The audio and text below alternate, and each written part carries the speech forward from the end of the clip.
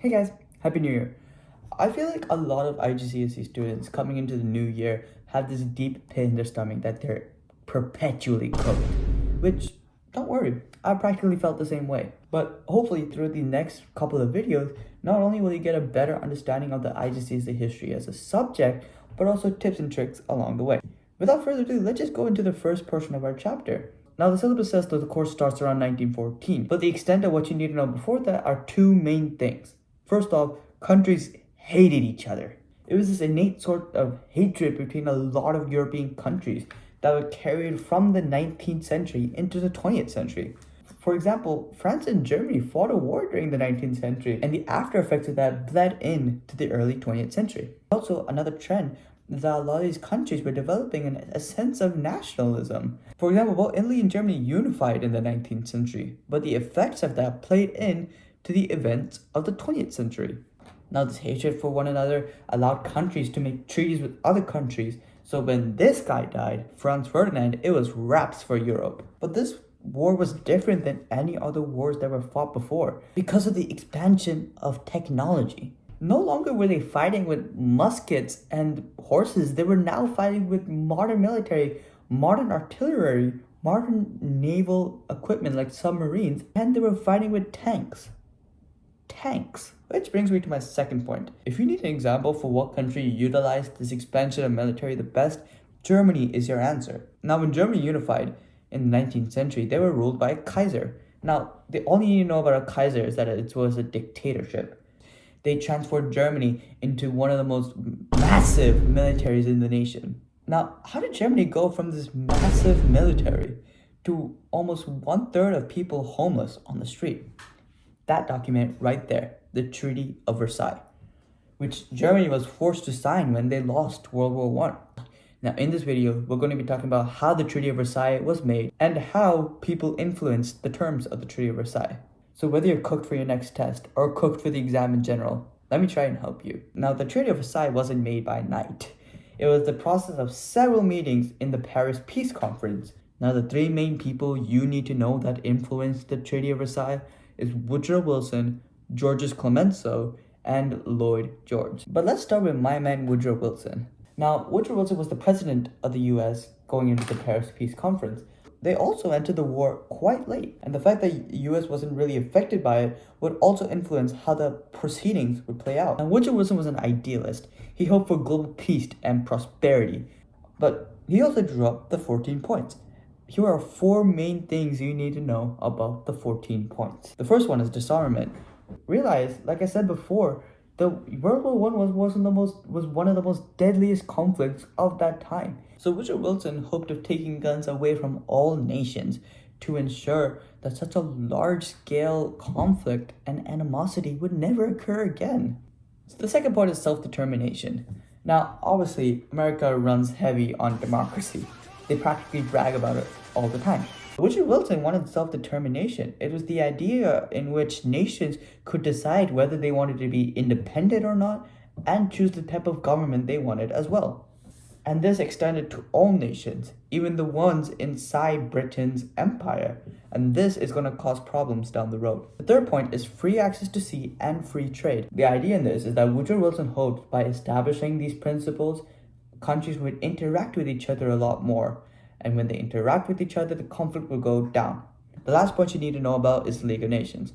Now, the idea of League of Nations was to establish a global committee that encompassed countries all around the world to ensure that there was no international peace or global conflict ever. Now, the 14 points highly encompassed his aims, but there are 2 other aims you should know about just in case you run out of ideas. Firstly, he wanted to punish Germany like all other countries, but also he didn't want to punish Germany too much, because he thought the idea of crippling Germany would result in a revenge attack from Germany as soon as they got up on its own feet. Secondly, he was worried about the spread of communism. Now, in World War I, Russia had to drop out because it was facing an active communist revolt. And because of it, the US was really scared that punishing Germany too much would result in a communist revolt in Germany. Now, the second person we need to talk about is Lloyd George. Now, Lloyd George was the Prime Minister of Britain going into the war and after the war. Now we'll see how his points stood as like a mediator between Woodrow Wilson and Clemenceau. Now, his first aim was to punish Germany Because, look, Britain had suffered a lot during World War One. A lot of the Britishers wanted Lloyd George to cripple Germany. And publicly he said he'd punish Germany. But privately, he wasn't so sure. He wanted to punish Germany, but also not too much because, like Wilson, he was scared of the communist revolt. Secondly, he wanted to protect the British Empire. He realized at this point, the British Empire had a chokehold on the world. The British basically controlled a lot of Asia and some of North America as well. But we see how this idea directly conflicts with Wilson's idea of self-determination. His third aim is that he wanted to protect British trade with Germany. Realize this is also a reason why he didn't want to punish Germany too significantly, because German exports into Britain heavily funneled their economy. And his last aim was practically succeeding to the British public and trying to limit the German navy and military as much as possible. Now, the third person you need to know about is Georges Clemenceau. But to preface this with a bit of context, France suffered during World War One, and that is not an understatement. 1/3 of the Frenchmen died, and they had over millions of euros in damages, because of which Clemenceau wanted to cripple Germany. Because realize this isn't the first time France and Germany have gone into conflict.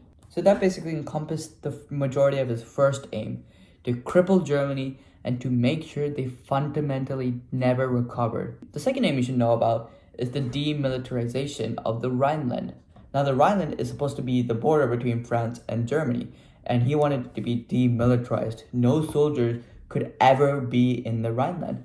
And this kind of made sure that Germany could never even try to invade France at all. Thirdly, remember how I said Germany unified? Clemenceau wanted to make sure that Germany became de-unified, separated into separate states, to make sure that Germany never consolidated that immense of a power. The last point you should know about is that Clemenceau wanted control of the Saarlands. The Saarlands were Germany's overseas colonies, and this helped German economy a lot. It produced stuff like coal and minerals and sent it off to the German state. Now, Clemenceau wanted control of the Saarlands, not just to hinder Germany's reparation process, but to effectively catalyze France's reparation process as well. Now, on your paper 1 exam, if there's gonna be a question that comes from this unit, it is most likely gonna be with who agrees/disagrees with the Treaty of Versailles more. You're gonna have to compare the aims from the big three with the actual terms of the Treaty of Versailles, which will be discussed in the next video, to actually determine who was actually satisfied or dissatisfied with the Treaty of Versailles. My suggestion would be to draw out the terms of the Treaty of Versailles and to make a diagram with all the big four's aims to see who disagreed with who disagreed with who. But yeah, next video we're going to be covering the clauses of the Treaty of Versailles and the effect it had. But that's it for now. If you have any questions, comment, and yeah, I'll see you next week.